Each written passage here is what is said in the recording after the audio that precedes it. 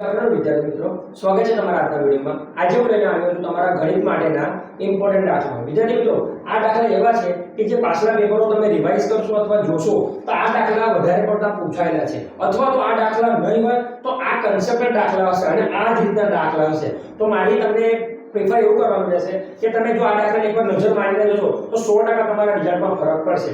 વિદ્યાર્થી મિત્રો, તમારે એમાં શું કરવાનું છે કે તમારે 4 પ્રમેય તૈયાર કરવાના છે। આ ચારે 4 પ્રમેયના મેં તમને નામ પણ આપેલા છે અને એના પેજ નંબર પણ આપેલા છે।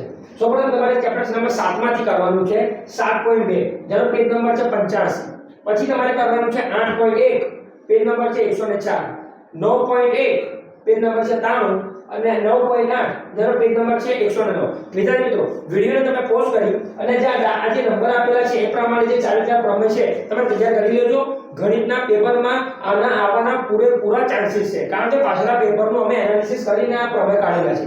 હવે સાથે સાથે આપણે શરૂઆત કરીએ તો દાખલાઓની। વિદ્યાર્થી મિત્રો, મેં બહુ જ વિચારીને દાખલા જે તમારી સમક્ષ રજૂ કર્યા છે। આ દાખલાઓને મેં જોયા તો વારંવાર આ દાખલાનો કન્સેપ્ટ દાખલા બેઠા નથી કે તમને પહેલાથી કહું છું, આ દાખલાના કન્સેપ્ટ જે હતા એ આ જ પ્રમાણે પૂછાતા હતા। વિદ્યાર્થી મિત્રો, શરૂઆત કરીએ બરાબર, તો એમ કે આપણે પહેલા ચેપ્ટરની વાત કરીએ તો પહેલા ચેપ્ટરમાં ઘણું બધું આપેલું છે, જેમ કે સંખ્યા પણ નિરૂપણ પણ છે, તેમાં ગુણાકારના નિયમો છે, કઈ રીતે ગુણવાના, કઈ રીતે ભાગવાના, બધા નિયમો છે। પરંતુ એ વસ્તુને તમારે રિવાઇઝ કરવાની તો રહેશે, પરંતુ તમારે આ વસ્તુ પહેલા જોવાની રહેશે। જેમાં પાઠ નંબર 1 માં તમારે વિદ્યાર્થી મિત્રો બે દાખલા પહેલા જોઈ લેજો એકવાર, ઉદાહરણ નંબર 7 અને 17। તો ઉદાહરણ નંબર 7 અને 17 હું તમને એકવાર બતાવી દઉં જેથી તમને ક્લિયર થઈ જાય। વિદ્યાર્થી મિત્રો, આ રહ્યું ઉદાહરણ નંબર 7, જેમાં આપેલું છે 0.3 ને PQ ના સ્વરૂપમાં હોય તો સાબિત કરવાનું છે।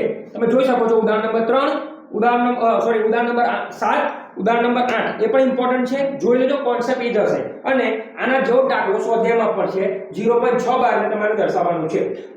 ઉદાહરણ નંબર 9 પર જોઈ લેજો, જે તમારા પરીક્ષામાં આવવાના પૂરેપૂરા ચાન્સીસ છે। હવે સાથે તમને આપેલું છે 1.3 માં ત્રીજો દાખલો, તમને એ પણ બતાવી દો।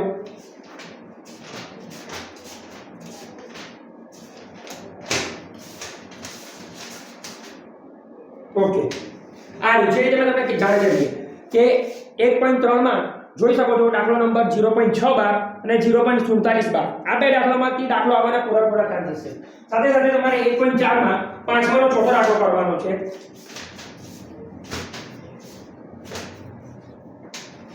હું તો એવું માનું છું કે જો તમે ખરેખર તમારી જોડે ટાઈમ પૂરો છે બરાબર, તો મેં 1.5 છે બરાબર, એના 1.5 એકવાર તમે જોઈ લેશો તો પરીક્ષામાં એમાંથી પણ આવવાના ચાન્સીસ છે, 1 ને 2 માર્ક્સમાં તેમાંથી પૂછાઈ શકે છે।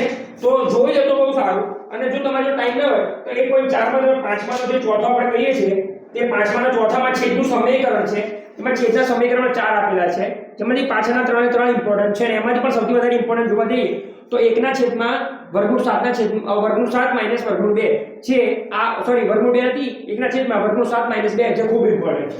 સાથે સાથે શરૂઆત કરીએ તો આપણે પાઠ નંબર 2 માં જોઈએ તો પાઠ નંબર 2 માં તમને આપેલું છે કે ઉદાહરણ નંબર 17 તમારે કરવાનું છે, પહેલામાં પણ ઉદાહરણ 17 કરવાનું છે, બીજામાં પણ ઉદાહરણ નંબર 17 કરવાનું છે। હું તમને એમ કહું છું દાખલા બેઠા ન આવી શકે, દાખલાના કોન્સેપ્ટ આવશે, તમારે ખાસ ધ્યાન આપવાનું છે।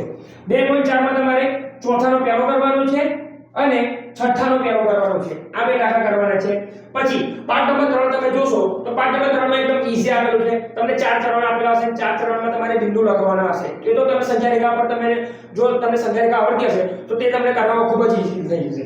હવે પાઠ નંબર 4 ની વાત કરીએ તો પાઠ નંબર 4 છે જે દ્વિઘાત સમીકરણ છે, તેમાં ઉદાહરણ નંબર 3 અને 4.2 માં ચોથો દાખલો જેમાં k ની કિંમત શોધવાની છે, તે પરીક્ષામાં આવી શકે છે। દાખલો ખૂબ ઇમ્પોર્ટન્ટ છે, જોઈ લેજો એકવાર।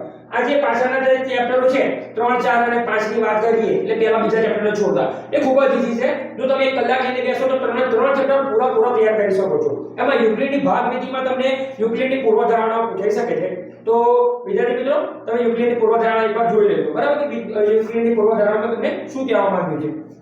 ઓકે, ચેપ્ટર નંબર 6 માં તમારે દાખલા કરવાના છે 6.1 નો છઠ્ઠો દાખલો છે, જેમાં ખૂબ જ ઇમ્પોર્ટન્ટ દાખલો ગણાય છે, વારંવાર પરીક્ષામાં પૂછાય છે। ઉદાહરણ નંબર 2 નું બીજું પણ એકવાર જોઈ લો તો બહુ સારું। એમાં ઉદાહરણ નંબર 2 છે તે પહેલી અને બીજી પરીક્ષાઓ જે તમારી સ્કૂલ લેવલે યોજાતી હોય છે બરાબર, જેમાં તમારું લાસ્ટમાં એક્ઝામમાં આ ઉદાહરણ 2 માંથી પણ એક આવી આવવાના પૂરા ચાન્સીસ છે। અને 6.2 માં ચોથો દાખલો છે એ પણ ઇમ્પોર્ટન્ટ છે. ઓકે, પછી 7મા અને 8મા ચેપ્ટરમાં મારી એવું માનવું છે જો તમે પ્રમેય કરી લીધા હોય ને જો તમારું આગળ વધારાનું જ્ઞાન તમારી જોડે હોય, તમારી જોડે સમય હોય તો તમે એમાં દાખલા કરવા જજો. બાકી જે વિદ્યાર્થીઓ થોડા નબળા પડે છે બરાબર, જે લોકોને કચાશ પડે છે ગણિતમાં, મારે એવું માનવું છે કે તમે જો પ્રમેય કરી લેશો તો 7મા 8મા ચેપ્ટરમાં બહુ તમારે ધ્યાન આપવાની એટલી બધી જરૂર નથી. જે કચાશ પડે છે વિદ્યાર્થીની વાત કરું છું, બાકી ધ્યાન આપો તો બહુ સારું. ચેપ્ટર નંબર 9 માં જે ઘણા જ ઇમ્પોર્ટન્ટ દાખલાઓમાંથી મેં એક જ દાખલો કાઢ્યો છે 9.3 માંથી ચોથાનો ત્રીજો દાખલો, એટલે કે 9.3 માં ચોથા પ્રશ્નનો ત્રીજો દાખલો પરીક્ષામાં આવી શકે છે. ઓકે, પછી પાઠ નંબર 10 હેરોનનું સૂત્ર. હેરોનનું સૂત્ર એવો પાઠ છે કે તમે ખાલી લઈને બેસો ને તો ઓછામાં ઓછું અડધી કલાકથી 45 મિનિટમાં તમે આરામથી દાખલો ગણી શકો છો, કારણ કે એક જ સૂત્રનો ઉપયોગ કરીને આખું ચેપ્ટર ગણાવેલું છે. હવે એમાં પણ જે દાખલા પૂછાય છે જેમાં ઉદાહરણ 3 એકવાર તમારે જોઈ લો, અને સ્વાધ્યાયનો 4, 5 અને 6 આ ચારે ચાર જે દાખલાઓ છે ને એક જ કન્સેપ્ટ પરના દાખલાઓ છે. આ ચાર એકવાર તમે જોઈ લો તો પરીક્ષામાં તમારે ખૂબ આગળ વધી શકો અને તમારા માર્ક્સ વધી શકે છે. હવે એક ચેપ્ટર રહી ગયું છે પુષ્કળ અને ઘનફળ. હવે એ ચેપ્ટરમાં થોડુંક ઓકવર્ડ થાય છે કે કયા દાખલા પૂછાઈ શકે, પણ જો તમે આ બધું તમે પહેલા કરી નાખ્યું હોય તો એના આગલા વિડિયોમાં હું તમને જે 11મું ચેપ્ટર છે તેના ઇમ્પોર્ટન્ટ દાખલા લઈને આવીશ. વિડિયો જોવા બદલ થેન્ક યુ.